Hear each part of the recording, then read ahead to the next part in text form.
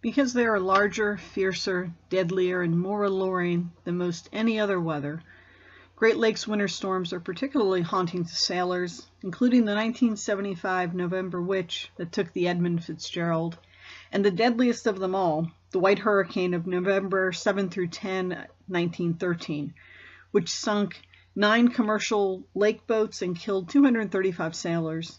In the terms of ships lost, it remains America's largest inland maritime disaster. On the 100th anniversary, Mark Johnson of ABC Newsnet 5 described the White Hurricane as the biggest, meanest, deadliest winter storm to affect the northern Ohio and the Great Lakes areas, and you've probably never heard about it. Most historians believe it's the strongest and deadliest storm ever to strike the Great Lakes. Damage estimates in Cleveland alone are between 3.5 and 6 million, which equals about $82 million to $117 million in 2013 terms. The White Hurricane was really the convergence of 2 storm systems. Unseasonably warm conditions settled in across the Great Lakes on November 7th, with Cleveland hitting 66 degrees that day. But a sharp cold front was pushing its way into Lake Superior with very cold air for early November and gusty winds. Another low-pressure cold front was forming across the southern Appalachians, dragging lots of moisture with it. The 2 systems merged as a meteorological bomb that rapidly intensified over Lake Huron and stalled for 4 days. For 16 hours, the storm system sat over Ontario, pummeling northern Ohio and much of the Great Lakes with hurricane-force winds and heavy snow. This was reported by Mark Johnson, the ABC reporter, in 2013. The Ohio Historical Society describes the freezing rain and wet snow that coated telegraph and telephone and electrical wires early in the storm, and how lines, poles, and trees were toppled by winds over 40 miles an hour. Cleveland suffered gusts of 79 miles an hour and received 22.2 inches of precipitation over 2 days. Other areas received 18 to 25 inches of snow, and buildings were in danger of collapse and the risk of fire rose. Balsick and Tracy's case study notes shortages of milk and food developed when products were stranded on trains. Farmers sent horses and sleds to ferry the supplies into towns and cities and to move their dairy into the processing facilities.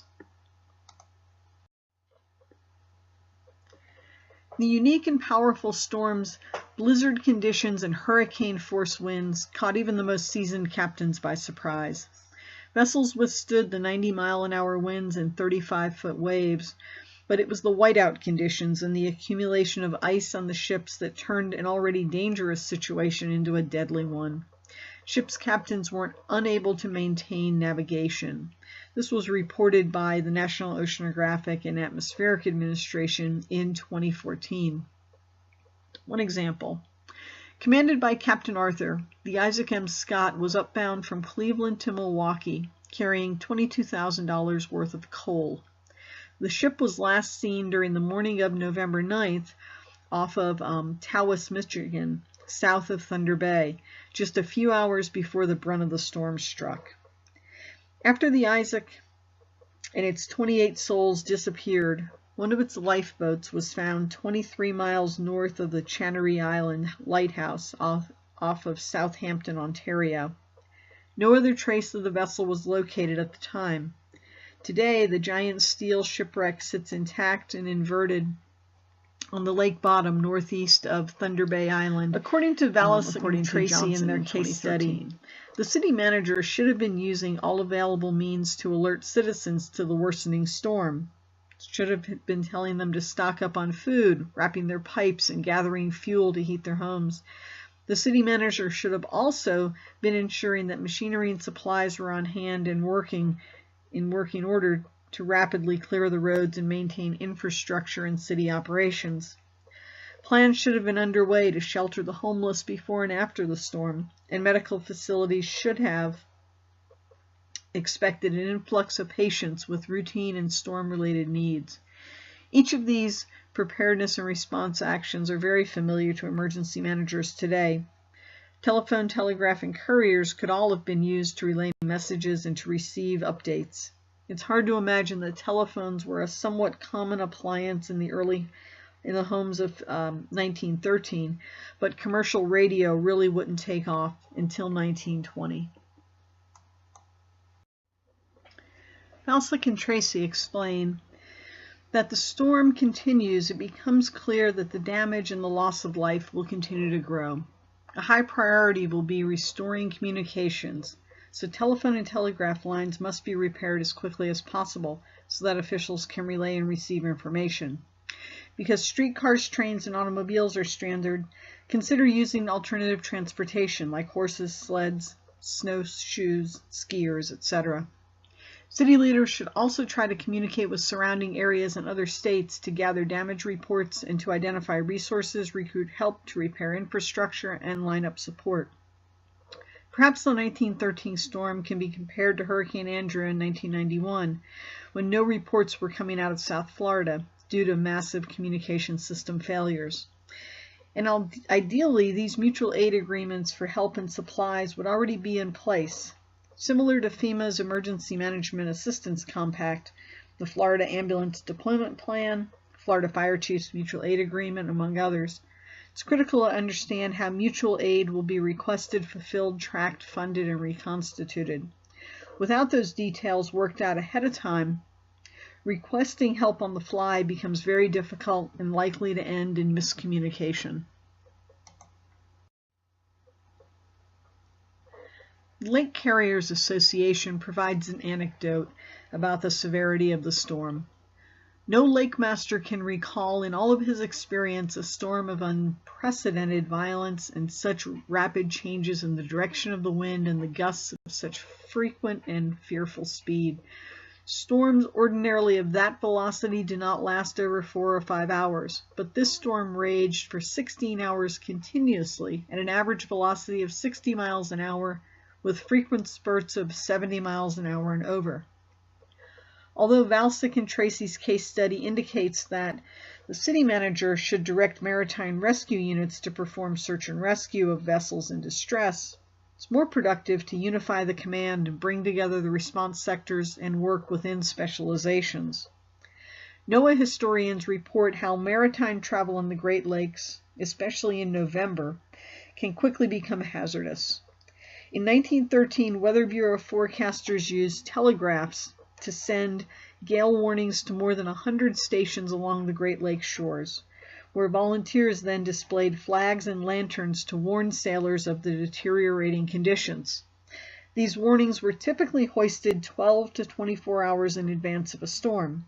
For sailors leaving port, there was no means of knowing the character of an approaching storm. Vessels beyond the sight of land were unable to obtain any information. In the case of the White Hurricane, Weather Bureau forecasters issued gale warnings on November 7th. However, the forecasters were caught by surprise by the strength and longevity of the powerful storm. Of course, there were no satellites or radars in use back then. Few people knew what was coming, and weather reports were spotty and had to rely on crude radio systems to transmit information. Still, the gale warning flags went up in over 100 ports along the Great Lakes, warning the ships of the wind and the danger. But the captains ignored these primitive warnings, according to Johnson, the reporter, in 2013. When the wind temporarily died down in what is known as a sucker hole, many ships' captains noticed the lull and decided to head out on the lakes again. Unfortunately for many, it was their last voyage. In his book, Ships Gone Missing, Robert Hemming graphically describes what many saw in the thick fog the day after the storm passed. Singly and by twos and threes they drifted in, as if coming to be present at some ghastly muster, shrouded in life jackets bearing the names of ships gone missing. The Argus, the McGean, the Hydrus, the Scott, and the Price had all sent representatives to shore to announce to everyone that they had foundered and that their crews were all dead. Stiff, bloated, and battered, their heads capped in ice, they floated in, rolled, and pitched in the combers crashing on the beach. They came draped over life preservers. They came wrapped in each other's arms. They came frozen together in clusters. All week they came to be collected by area farmers, who sometimes had to dig half-buried bodies out of the sand that was trying to cover them. Local police had to be called to keep residents from looting the bodies. And unfortunately, in modern disasters, we know that safety and security is still plagued by looters and opportunists and thieves.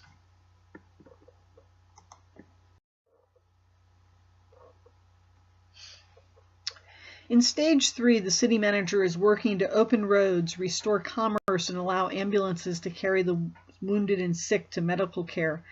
Valsic and Tracy also indicate the city manager is directing the harbor response, the rescue, the stabilization, and the recovery of vessels. In the modern era, coordination is shared with response partners and technical experts.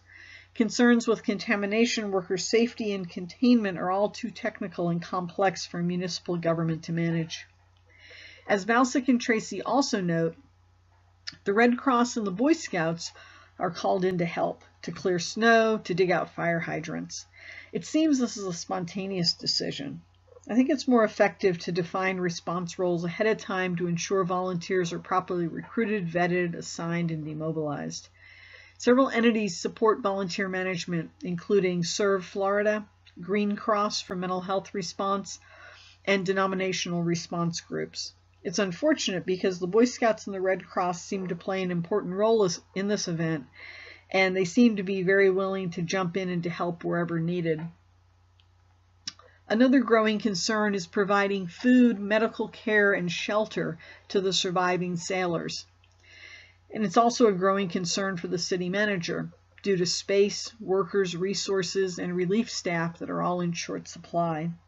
Today, we would tap into local, state, and federal resources and coordinate with the transportation and shipping companies when possible.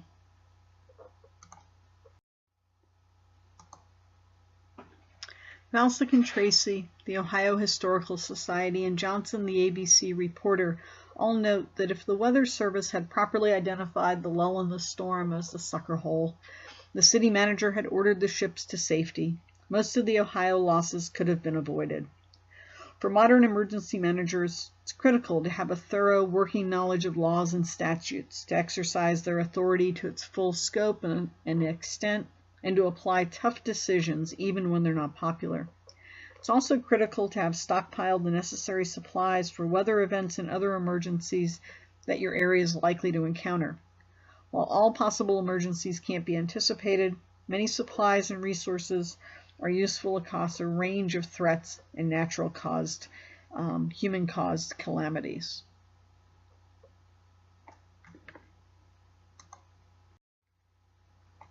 I hope you've enjoyed the case study. I selected it because I don't have a lot of cold weather or disaster planning experience or response experience in cold and snow and blizzard conditions. Because the situation has some similarities to hurricanes, the case study was a good one for me to review.